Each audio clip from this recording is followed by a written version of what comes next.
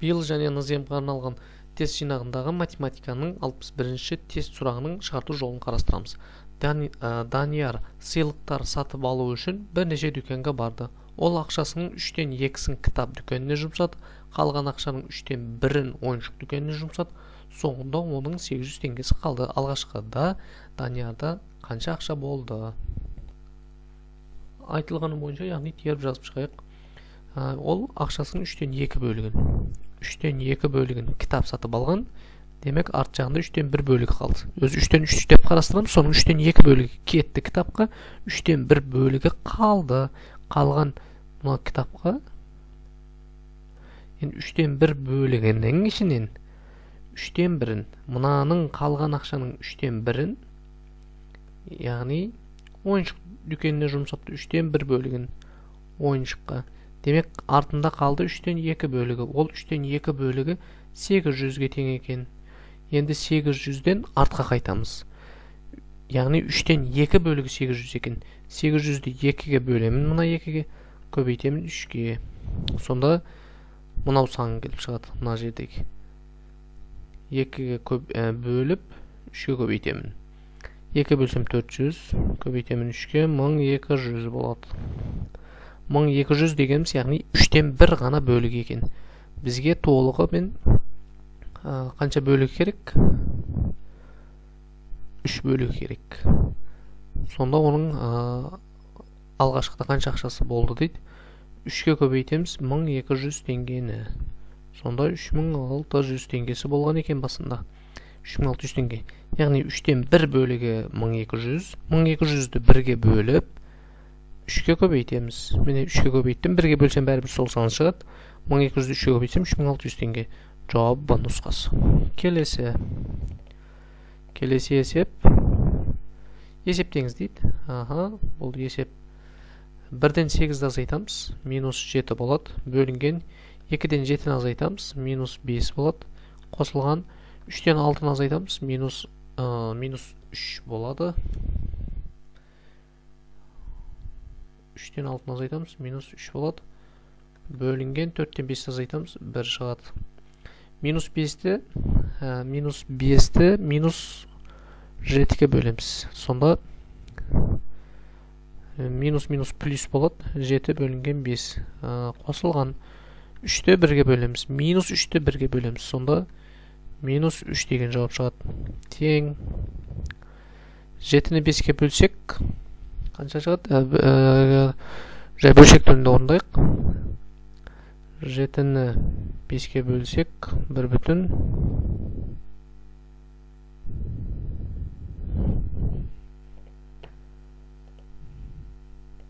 Яғни мына соңғы жағында да минус 1 шығады екен. Минус 1 ғой. Минус 1.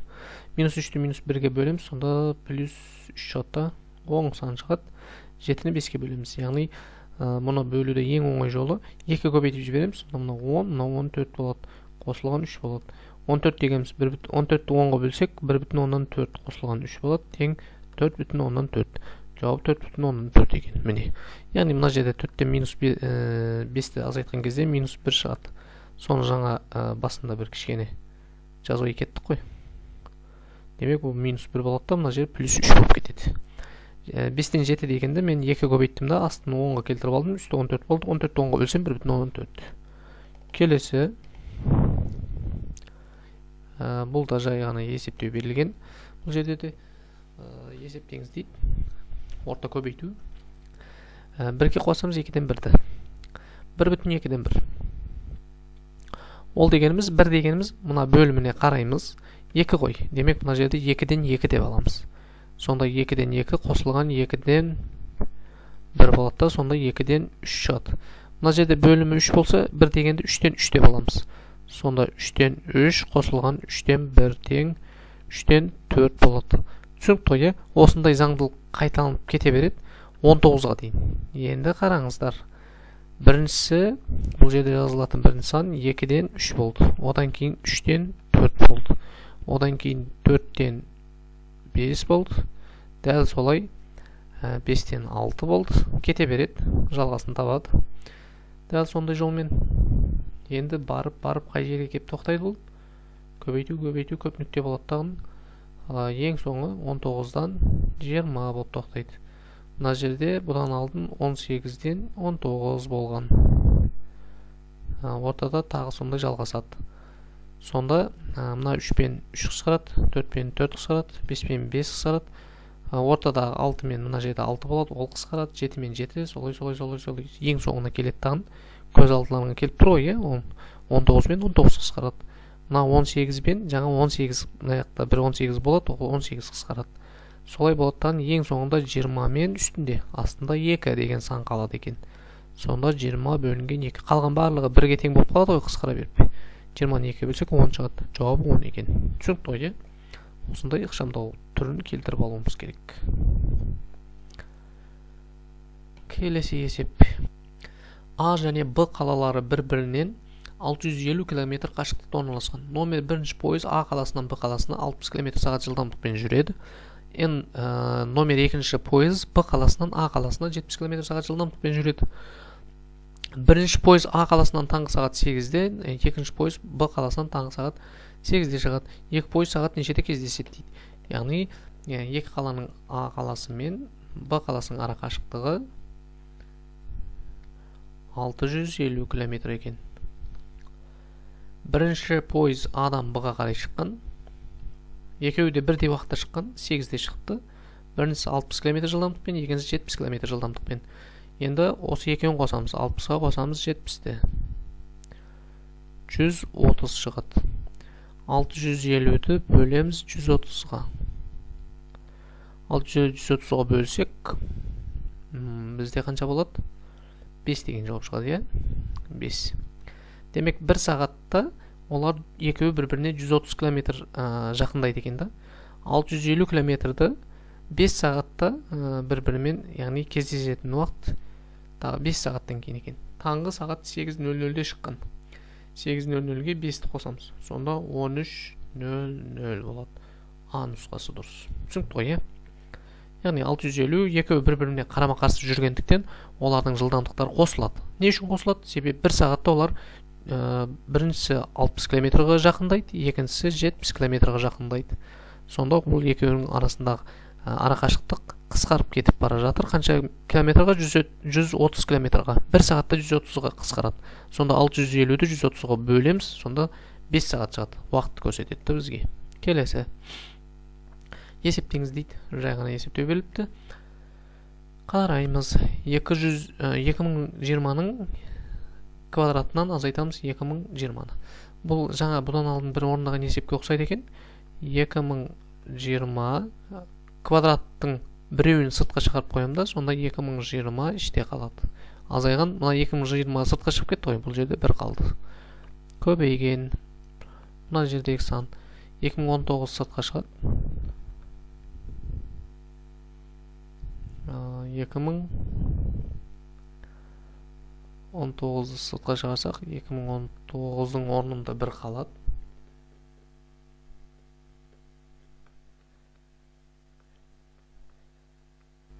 Қосылған 2019-ның квадратынан біреу шығып кетті, біреу қалды. Одан кейін 2019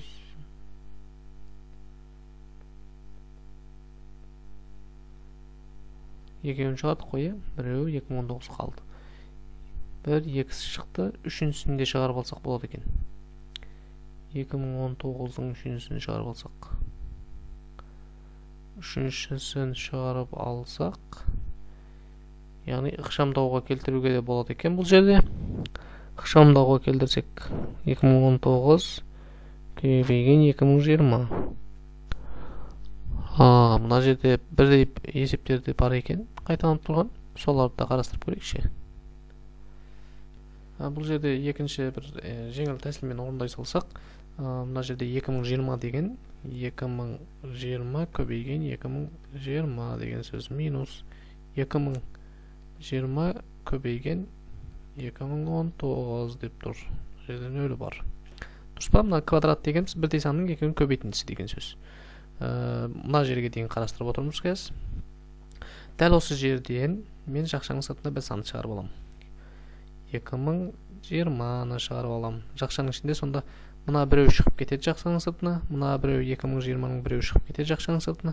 Сонда жақшаның ішінде 2020 азайған 2019 қалады. Сол кезде бұны ықшамдаймыз, 2020 деген жауап шығады. 2020-дан 2019 азайтсақ 1 шығады, оны 2020-ға көбейтсек 2020-ның өзі болады. Бұл біріншісі. Енді мына жерді қарастырамын. Дәл осы жерді. 2019-ның квадраты. Ол деген сөз 2019 көбейген 2019 деген сөз, квадрат деген сөз, минус 2019 көбейген 20. Енді осы жерден екеуінің де құрамынан 2019-ды жақшаның сыртына шығарып аламын. 2019 жақшаның ішінде 2019 азайған 2020 деген қалады. Яғни қалғандар жазылады. Сонда 2019-дан 2020-ны азайтсам минус 1 шығады. Мына жерде минус 1 шығады. Оны 2019-ға көбейтсем минус 2019 шығады. Демек бірінші жақшадан 2020 шықты, екіншісінен минус 2019 шықты. Демек жауап 1 екен. Көрдіңдер ғой, яғни орындау кезінде кішкене бір ықшамдаудың ретini біліп алсақ, осындай жолмен анықтауға болады. Бұның басқа да жолдар бар. Мен оңай жолына көшіріп, осы оңай жолын көрсете салдым.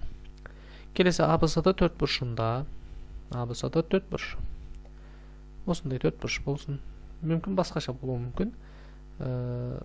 Басқаша да қарастыра салайықшы. Осы 4 бұрыш.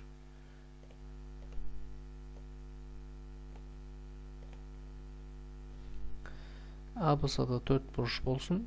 Мынау сияқты. Осыған ұқсас 4 бұрыш берілген дейді. Бірінші бұрыш, яғни 119 болсын дейді. Мына жерде 89 градус болсын бір бұрышы дейді. А, Б, сосын орындар өзгеріп кетті. Яғни мына жерде А, мына жерде Б болсын. Мынау А бұрышы, мынау Б бұрышы. А бұрышымыз 119 градус екен, Б бұрышымыз 89 градус екен, С бұрышымыз 49. Д бұрышын анықтаңыз дейді. Бізде мынадай бір ереже бар. 4 бұрыштың ішкі бұрыштың қосындысы, мына 4 бұрыштың барлығын қосатын болсақ 360 градус шығу керек. Демек барлығын қосамызда 360-тан азайтамыз. 360 азайған жақшаның ішінде 119, қосылған 49, қосылған 89. Сонда соңы 360-тан азайтамыз. 119-ға 49, 50-ді қосатын болсақ, 170-ке 2 жетпей, 168 болады. 168, 257. Сонда 103 деген жауап шығады. 103 градус, міне. Яғни градуспен шығады. Барлығының үстінде градусы бар. Келесі есеп. Басшы жұмысшыға 40 күн жұмысы үшін 210 мың теңге және бір планшет беремін деп келісті. Жұмысшы 5 күн жұмыс істеп, жасаған жұмысы үшін планшет алды. Планшеттің бағасын анықтаңыз дейді. Айтылғаны бойынша теңдеу құрастырып аламыз. Теңдеу құрастыру үшін, яғни басшы жұмысшыға 40 күнге, қанша күнге? 40 күнге 210 мың теңге береді екен. 210 мың. Және қосып бір планшет. Планшеттің бағасы қанша? Белгісіз. Демек планшеттің бағасын X деп аламыз. Осының барлығыны 40 күнге бөлсек, бір күндегі табатын ақшасы шығады. Дұрыс па? Осының барлығын 40-қа бөлеміз, сонда бір күндік ақшасы шығады. Енді ол 5 күн жұмыс жасапты тағын планшетті алыпты. Планшет дегеніміз не ол? X деп белгілегенбіз жаңа. Демек оны 5-ке бөлсек, яғни X-ті 5-ке бөлсек, 5 күн жұмыс істеген ғой. Бір күннің ақшасы шығады. X-ті 5-ке бөлсек. 210 мыңға X-ті қосып 40-қа бөлсек, бір күнде жасаған жұмысының ақысы шығады. Енді дәл солай екеуін теңестіреміз. Тең ғой екеуі. Енді пропорция, яғни мына жағына көбейтеміз, мына жағына көбейтеміз. 40-ты X-қа көбейтеміз. 40X болады. Тең 5-ті 210 мыңға көбейтеміз. Сонда 1 миллион 50 мың болады. 5-ті X-қа көбейтеміз. Плюс 5X болады. 40X-тің қасына 5X минус бен өтеді. Сонда 1 миллион 50 мың. 35X болады. X тең 1 миллион 50 мың бөлінген 35. X тең 30 мың деген жауап шығады екен. Жауабы 30 мың. D нұсқасында берілген. Осындай әдетпен анықтаймыз. Көрсетілген координаталық торда боялған 4 бұрыштың ауданы қанша? Енді бұл жерде аудан табу үшін қараймыз. Әр қанша тор көз қанша сантиметр деп қарастырылған. Үлкейтіп қарайық. Көріп тұрғаныңыздай, мына жерде 2 тор көзіміз 1 сантиметр. 2-де 2 болса 1 сантиметр квадрат деген сөз. Міне мынау 1 сантиметр квадратты белгілеп көрсетеді бізге. Енді осыны толықтырамыз. Қанша тор көз жазылған бұл жерде? Тор көз белгіленген, яғни. Bütün тор көздерін санап шығамыз. Мына жерден алынады. Яғни біз бір нәрсені біліп алайық. Міне, мынау бір 4 бұрышымыз. Ауданы қанша болады екен? 2-де 2. 4 болады. Мынау 2, мынау 2, сонда 4 болады. Бір тор көзіміз 1 сантиметр квадратқа тең екен. Түсінікті ғой? Енді біз санап мына жердегілерін біріктіріп шығамыз.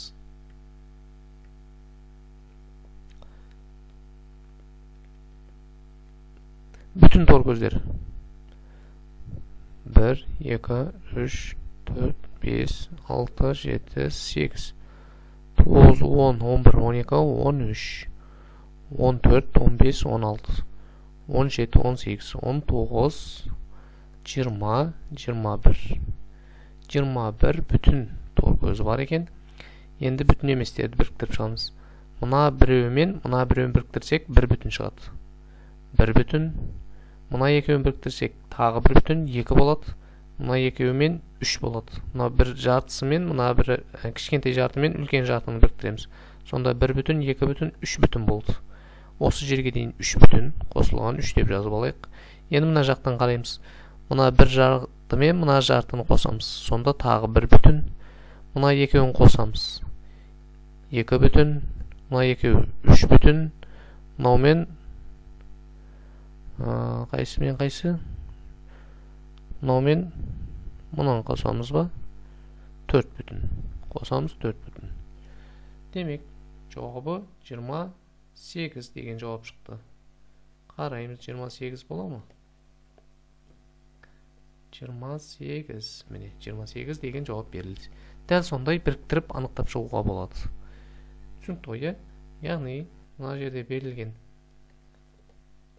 әрбір тор көзді 1 сантиметр квадрат деп қарастырып алып, бүтіндерін бөлек санап шықтық. 1, 2, 3, 4, 5, 6, 7, 8, 9, 10, 11, 12, 13, 14, 15, 16, 17, 18, 19, 20, 21, 21 бүтін жартыларды. Мына екеуін біріктірдік 1 бүтін.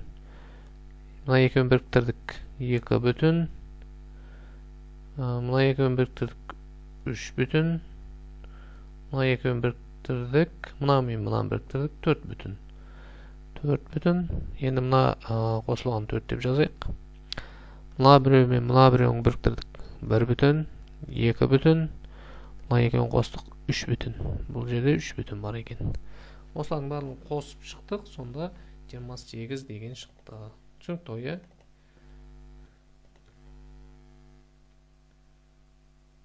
Келесі. Суреттегі шашының қабырғасының ұзындығы 5 см. Мынаның ұзындығы 5 екен. Мынағы 5, мынағы 5.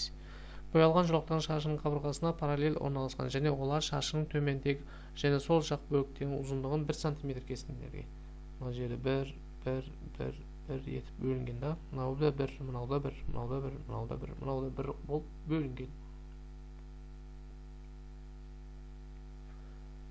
Боялған жолақтардың жалпы ауданы қанша дейді. Ал есептейміз. Демек, мына жерге дейін бір тіктөртбұрыш деп қарастырайық. Мына жағын бөлек тіктөртбұрыш, мына жағын бір тіктөртбұрыш деп қарастырайық. Мынау 1-де 1 деген сөз. 1-де 1 қосылған. Мынау бұлайынан 2, бұлайынан 1. 2-де 1, ол 2 см квадрат деген сөз. 2, ұзындығы 2, ені 1-ді, аудан табу үшін 2-ні 1-ге көбейтеміз. 2 болады қосылған. Мынау, яғни жалпы 5 см, соның мына жері жетпей тұр. Демек, бұлайынан ол 4 см болады. Мынау 1. 4 түрге көбейтсек 4 болады. Бұлайынан, яғни 2 жетпей тұр, 2 см-ге жетпей тұр. 1 см мына жерде, тағы 1 см мына жерде бар. Сонда 3 см жалпы ұзындығы, ені 1 см. 3-ге 1-ді қоссақ, көбейтсек 3 болады. Сонда 3. Енді 1-ге 2-ні қостық 3, 3-ге 3-ті қостық 6, оған 4-ті қостық 10. 10 см квадрат болады. Демек, боялған жолақтың ауданы 10 см екен. Боялмаған жолақтың ауданы 15 шығады. Қалай білдік оны? 5-ті 5-ке көбейтеміз, 25 шығады. 25-тің 10-ы боялған екен. 25-тен 10-ды азайтып тастасақ 15 қалады. Көлемі 1000 см куб. Кубтың толық бетінің ауданын анықтаңыз. Енді қараңыздар, бұл куб екен. Куб дегеніміз барлық 3 қабырғасын, яғни мынау сияқты бір тіктөртбұрыш беріледі. Қабырғалардың барлығы өзара тең да. Осыларды біз куб деп айтамыз. Осының сыйымдылығы, яғни мына жағы x болса, мына жағы да x болады, мына жағы да x болады. 3 өлшем болады ғой, ұзындығы, биіктігі, ені деген. Сол үшеуі де бірдей болады. Сол формадағы кубтың көлемі 1000 см куб екен. Демек, v тең x көбейту x-іміз тең 1000 екен. X-тің 3 рет көбейтетіні ол x-тің 3-ші дәрежесі деген сөз. Ол 10-ның 3-ші дәрежесіне тең болады. 10-ның 3-ші дәрежесі деген сөз 10 көбейту 10 деген мағынаны білдіреді. Ол 1000-ды шығарып береді бізге. Демек, оның көлемі 1000 екен, бетінің ауданы. Енді бір бетін табу үшін оның куб дегеніміз шаршыдан құралған ғой. Мына жағы 10, мына жағы 10, тағы бұлайынан 10 дегені бар еді ғой оның. Мына биіктігі 10 болды. Енді мынау ені де 10 болу керек қой. Енді бұның ауданын табу үшін мына 10-ды 10-ға көбейтеміз да. Сонда кубтың толық бетінің ауданын шығарту үшін қанша беті бар екенін анықтауымыз керек. Мына жақта 1 беті, 2 беті, мына арт жағында 3, мына 4, мынаның арт жағында 5, сосын 6-шы қаяқта 1-ші бет, 2-ші, мына 3-ші, мына 4-ші, арт жағында 5, мына үстінде 6. Жалпы 6 беті бар. Кубтың 6 беті бар. Демек, жаңа 100 шықты ғой, 10-ды 10-ға көбейткенде. Соны 6-ға көбейтеміз. Сонда толық бетінің ауданы 600 см квадрат болады екен. 6 беті бар, яғни кубтың 6 беті бар. Сол 6 бетінің әрбір беті 100 см квадратқа тең екен. Сонда жалпы 600 см квадрат екен. 100 санының 50%-ның 150%-ын анықтаңыз. Ал қараңдар. 100 санының 50%-ын анықтау үшін 100-ге бөліп көбейтеміз 50-ге. Сонда 50 шығады. 50 деген санының 150%-ын табу керек. 50-ді бөлеміз 100-ге, көбейтеміз 150-ге. Сонда 100-ге бөлсек 0,5 болады, оны көбейтеміз 150-ге. Тең 75 болады. Міне ол, бұл нұсқасында көрсетілген. Келесі есеп, жаңа есептеу беріліпті, есептейміз. Барлығын дәрежелер бірдей. 20-ның 19-шы, 20-ның 19-шы, 20-ның 19, 1, 2, 3, 4. 4 көбейген 20-ның 19-шы дәрежесі. Мұның үстінде 20-ның 20-шы дәрежесі. Енді осы жерде мен бұлай аламын. 20-ның 20-шы дәрежесі дегенде 20-ның біреуін сыртқа шығарып қойымда 20-ның 19-шы дәрежесі де балам. Мына бірінші дәрежесі мына жақта тұрады. 4 көбейген 20-ның 19-шы дәрежесі. Мынау көбейтінді мен мына көбейтінді, яғни дәрежесімен бірге жойылып кетеді. 20-ны 4-ке бөлсем 5 шығады. Жауап 5 екен. Яғни дәрежеге қатысты өте көп есептер келіп жатыр. Ол дәреженің ережелерін кішкене болса да түсініп алдыңдар деп ойлаймын. Яғни 20-ның 20-шы дәрежесі деген сөз 20-ны өз-өзіне 20 рет көбейттім деген сөз. Мен біреуін мына жаққа шығарып алдым, сонда 20-ның 19-шы дәрежесі мына жақта қалды. Бір дәрежесі мына жақта тұр. Сондықтан қысқартуға мүмкіншілігім бар. 20-ның 19-шы дәрежесі мен 20-ның 19-шы дәрежесі қысқарып кетті. Орта көбейту, ортада бөлу.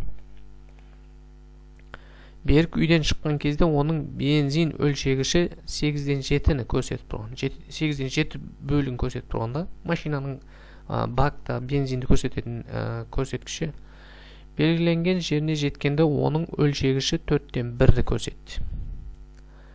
Егер оның бензин багының сыйымдылығы 80 литр болса, ол сапарында қанша литр бензин жұмсады деп тұр. Демек 80 литрлік бактың 80-нің 8-ден 7-сі толып тұрған екен, 8-ден 7 бөлігі. 8-ден 7 деген қанша литр, соны табуымыз керек. 8-ден 7-ге көбейтемін. 8 бен 80 қысқарады, 10 болады. Сонда 7-ге көбейтеміз, 70 болады. Ол үйден шыққанда 70 литр бензині болған екен. 8-ден 7 дегеніміз, яғни 80 литрдің 70 литр болады екен. Енді 80-нің 4-тен 1 бөлік. 4-тен 1 бөлік деген қанша болады, соны табуымыз керек. Мына жерде 20 болады, 21 көбейтеміз, 20 болады. Демек, біраз жол жүріп келгеннен кейін 20 литр бензин қалған. Басында 70 литр болған, одан кейін соңында 20 литр болған. Сонда бізден сұрап тұрғаны, егер оның бензин бағы 80 литрлік болса, ол сапарында қанша литр бензин жұмсаған? 50 литр. Жауабы 50 екен. Міне. Келесі. Пойыздың ұзындығы 300 метр. Тоннелдің ұзындығы 2900 метр. Пойыз минутына 800 метр жылдамдықпен жүреді. Пойыздың алдыңғы бөлігі тоннелге кірген сәттен бастап пойыздың соңғы тоннелден шыққанға дейінгі қанша уақыт кетеді? Тоннел еткеніміз мына жерде былай жүріп келеді, машина, пойыз жол ғой мына жерде. Мына кеп, мынаның астына кіріп кетеді. Осы жерге кіруді бастағаннан ең соңғы шығып кеткенге дейін. Пойыздың ұзындығы қанша деп тұр? 300 метр. Тоннелдің ұзындығы 2900 метр. Мына жерден басталады, мынау шығып біткенге дейін, осы жерге дейін болған ара қашықтықты ол 1 минутта 800 метр жол жүреді екен. Қанша минутта жүріп өтеді дейді? 2900-ге қосамыз пойыздың ұзындығын, 300-ді. Себебі ең соңғы арт жақтағы вагон шыққанға дейін қанша минут кетеді деп сұрап тұр ғой. Ол алды, яғни 300 метрге жүріп кетеді. Сондықтан қосамыз. 3200 болады. 3200 метр болады да бұл. Енді ол 1 минутта 800 метр жол жүреді екен. Демек 3200 жолды қанша уақытта жүреді деген сұрақ туындайды. 4 минут. 3200 800-ге бөлеміз. Яғни 1 минутта 800 метр жол жүретін болса, ол 4 минутта 3200 метр жолды басып өтіп кетеді. Яғни тоннелден ең соңғы нүктесі 4 минутта шығып кетеді. Малика 1 километрді 8 минут 30 секундта жүгіреді. Осы жылдамдықпен ол 45 минут қанша толық километр жүгіреді дейді. Малика 8 минут 30 секундта 1 километр жүгіреді екен. Осы жылдамдықпен ол 45 минутта қанша толық километр жүгіреді дейді. Қараймыз. 45-ті бөлеміз. 8 минутқа. 8 минут 30 секунд. 8,2-ден 1-ге. 45 көбейген. 8-ді 2 көбейтіп 1-ге қосамыз. Сонда 16-17 болады. 17 астына түседі, 2 үстіне шығады. Көбейет 90 болады. 90-ды 17-ге бөлеміз. Сонда болады 5, 35, 85. 5 бүтін. Яғни бүтін 5 километр жол жүреді екен. 5 километр жол жүрсе, 8-ді 5-ге көбейтсек 40 болады. 30 секундты 5-ге көбейтсек 2,5 минут болады. Сонда 42,5 минутта ол 5 километр жол жүреді. Бізден сұрап тұр. Қанша толық километр жүгіреді дейді. Толық ол 5 километр жол жүгіреді. 6 километр жолды жүгіруді бастайды. 200-300 метр жүреді. Бірақ 1 километрға жетпейді. Ол толық километрға кірмейді. Сондықтан 5 километр деп белгілейміз. Түсінікті ғой? Келесі есеп. Бастапқыда 20.000 теңге тұратын велосипед 14.000 теңгеден сатылды дейді. Велосипедтің бағасы қанша пайызға төмендеді? Енді қараңыздар. 20.000 теңге 100% екен. Пропорция құрастырамыз. 14.000 теңге қанша пайыз? Яғни мына жағын мына жаққа көбейтіп, мына жағын мына жаққа көбейтеміз. 14.000-ды көбейтеміз 100-ге, теңестіреміз 20.000-ды x-ге көбейткенге. 14.000-ды 100-ге көбейтсек, 14.000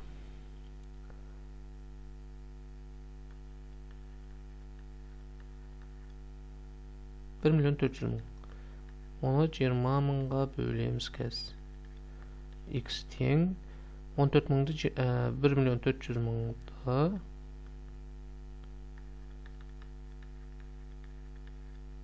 нөлдерді қысқартып тастайық. 4 нөл мен 1, 2, 4 нөл қысқарады. 140-ды 2-ге бөлеміз. X тең 140-ды 2-ге бөлсек 70. Демек, X-іміз 70 екен. 20.000-ымыз 100% болса, 14.000-ымыз 70% болады.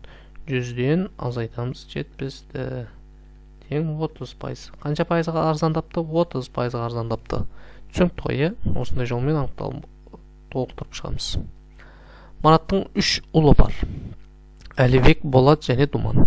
Әлібек 11 жасқа толғанда, Болат 9 жаста, Думан 4 жаста болатын. Әлібек 37 жасқа толғанда, олардың жастарының орташа мәні қанша болады? Әлібек 11 жасқа толғанда, Болат 9 жаста болады, Думан 4 жаста болады дейді. Енді қараңыздар, бұл жерде бірінші ол айтылып тұрған жасқа дейін қанша жыл бар, соны анықтаймыз. Әлібек 37 жасқа толғанда, Әлібек 11 жаста. 37-ден азайтамыз 11-ді. Демек, тағы 26 жылдан кейін. 26 жылдан кейін олардың жастарының орташа мәні қанша болады? Орташа мәні, яғни барлығының жастарын қосып 3-ке бөлеміз деген сөз ғой. 26-ға 11-ді қосамыз, 37 болады. Ол Әлібектің жасы. 26-ға 9-ды қосамыз, ол 35 болады. Ол Болаттың жасы болады ол кезде. 26-ға 4-ді қосамыз, ол 30 болады. Ол Думанның жасы. Осының барлығын қосып шығайық. 90 болады. 102 шығады екен. Енді 102-ні бөлеміз 3-ке. 102-ні 3-ке бөлсек 34 шығады. Демек, орташа жасы 34 екен. Арифметик орта деген осы ғой. Арифметикалық орта дегенге келетін есеп екен бұл. Барлығын жастарын қостық. Әлібек 37 жасқа толғанда, Болат 35-де болады екен, Думан 30-да болады екен. Үшеуінде қосамыз. Орта жасы дегендіктен 3-ке бөлеміз олардың мәнін. Сонда 34 жас болады. Келесі есеп. Жай ғана есептеу берілген. Есептеңіздер дейді. Есептеп көрейік. 94-ті 86-ға көбейтіп азайтыңыздар дейді. Ол үшін не істейміз?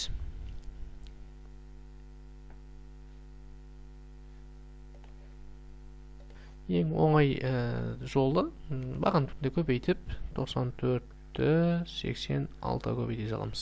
64-ке көбейтеміз, 24-дің 4-ті 2-ні есте сақтаймыз, 9-ді 6-ға көбейтеміз, 54 болады, анаумен 56 болады. 8-ді 4-ке көбейтсек 32, 2-сі болады, 3 мына жерде түседі. 8-ді 9-ға көбейтсек 72, 75 болады. Қосамыз 4, 8, 0, 8. Азайтамыз. Кімнен? 8100-ден азайтамыз 8084. 10-дан 4-ті азайтамыз 6 болады. 9-дан 8 азайтамыз 1 болады. Мына жерде 1-ді алып қойдық, 0 болды. Ана 0, 16. Жауабы 16 екен. Міне. Жай ғана есептеу берілген. Өте керемет, әдемі есеп. Суретте ауданы тақсан болатын қанша тік төртбұрыш көрсетілген? Ауданы тақсан болатын. Ал қараймыз. Ауданы тақсан болу үшін бір жағы тақсан болу керек. Әйтпесе екі жағы да тақсан болу керек. Қанша тік төртбұрыш берілген дейді. Мына 1 мен 1-ді 2 көбейтеміз. 2 сантиметр. Бұл яғни жұп болып тұр. Яғни болмайды. Тақ болмайды. Енді 1-ді 5-ке көбейтеміз. Сонда яғни тақ пен тақты көбейткенде шығады екен ғой. 1-ді 5-ке көбейткенде міне мына тік төртбұрыш 5 сантиметр квадрат шығады. Бұл біріншісі. Енді 2-ге 5-ті қосамда 7 шығады. Сонда 7 дегеніміз мынадай бір тік төртбұрышты қарастырған боламыз да. Осындайын да қарастыруға болады. 1-ді 7-ге көбейтеміз. 1 көбейту 7. Бұл жерден де шығады. Екіншісі бұл. Енді 3-ті 5-ге көбейтеміз. Яғни мына ортасындағын аламыз да. 3-ті 5-ге көбейтсек 15 болады. 3 көбейген 5 тең 15. Бұл үшіншісі. Енді 2-ге 5-ті қосамда 7 шығады. 7 шыққан кезде мына жерін анықтап аламыз. Былайынан қарастырамыз. Бұл 7-ні 3-ге көбейтем. 7 көбейген 3, 21 шығады. яғни барлығы тағы сан шығатындай қарастырып отырмыз. Енді тағы бір нұсқа қарастырып көрейік. Болатын жағдайлар болса, енді тағы қандай нұсқа бар? Жалпы қарастырсақ 4 пен 7 болмайды. Мына жерде 1 мен 5-ті көрдік, 3 пен 5-ті көрдік. Демек жалпы 4-еу бар екен. Жауабы яғни 4 дана. Міне. Келесі біреу.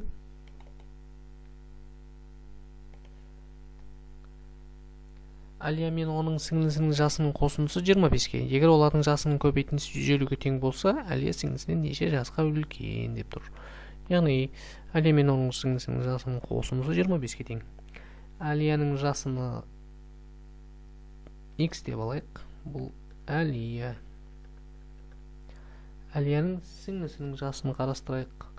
Ол, яғни 25 азайған X болады. Ол сіңлісі болып тұр ғой. Енді осы екеуінің көбейтіндісі, жасының көбейтіндісі 150-ге тең екен. 150-ге 25-тен азайтамыз X-ті және көбейтеміз X-ті тең 150. Дәл осындай шығатын санды табуымыз керек. Сондай бір сан болу керек. 25-тен бір санды азайтасың, және сол азайтқан санға көбейтсең 150 шығу керек. Ол әлбетте X-іміз 10-ға тең. Сонда 25-тен 10-ды азайтамыз, 15 болады. Өзі 10 еді ғой, сонда 150 болады. Әлия сіңлісінің неше жасқа үлкен? Әлия сіңлісінен неше жасқа үлкен? Біреу 15, біреу 10. 15 азайған 10 тең 5 жасқа үлкен. Міне, А нұсқасы дұрыс. Түсінікті ғой, қоссақ 25, көбейтсек 150.